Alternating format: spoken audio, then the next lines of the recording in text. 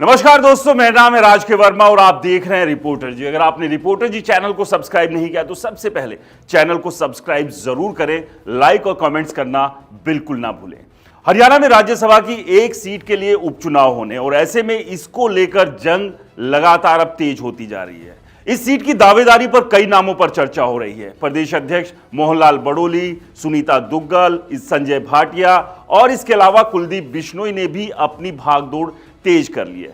लेकिन अब देखना यह होगा कि इस सीट के लिए लॉटरी किसकी लगती है, क्योंकि 3 दिसंबर से इस चुनाव की प्रक्रिया शुरू हो जाएगी और 20 दिसंबर को मतदान होने हैं और नतीजे भी आ जाएंगे कि कौन राज्यसभा जा रहा है। लेकिन खैर, यह उससे पहले ही साफ हो जाएगा जब बीजेपी अपने उम्मीदवार के नाम की घोषणा कर देगी, क्योंकि इस सीट के लिए चुनाव सिर्फ औपचारिकता भर है, क्योंकि बीजेपी के पास उतने नंबर है जितने नंबरों के साथ वो इस सीट पर अपने पसंद के उम्मीदवार को राज्यसभा भेज सकती है। और यही एक बड़ा कारण है जिसके लिए इस सीट को लेकर जंग लगातार तेज होती दिख रही है।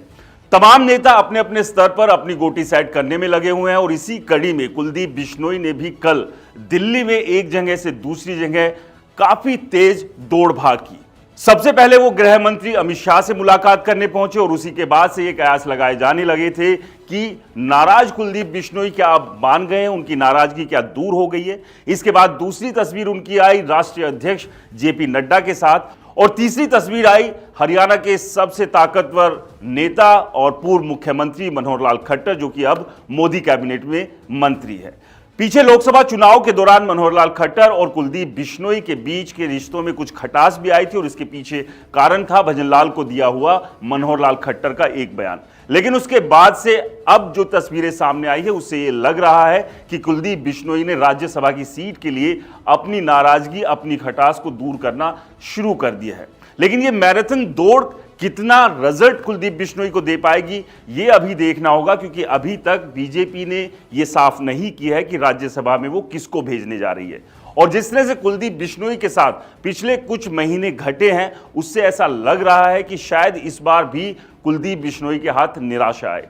लेकिन एक के बाद एक बीजेपी के शीर्ष नेताओं से मुलाकात की तस्वीरें जिस तरह से सामने आई है उससे हरियाणा की राजनीति में इस बात को लेकर चर्चाएं होने लगी है कि कुलदीप बिश्नोई की दावेदारी इस राज्यसभा सीट के लिए काफी मजबूत अब दिखने लगी है, जो पीछे कमजोर दिख रही थी। क्योंकि इससे पहले हिसार में मोहनलाल बड़ोली के एक बयान ने भी उनकी दावेदारी पर संकट खड़ा कर दिया था। जब पत्रकारों ने राज्यसभा सीट के लिए उम्मीदवार के बारे में पूछा था तो उन्होंने कहा था कि सबसे ज्यादा चर्चाएं जिसके नाम की होती है बीजेपी उसका पत्ता काट देती है, और उस दौरान सबसे ज्यादा चर्चा कुलदीप बिश्नोई के नाम की ही सीट के लिए हो रही थी।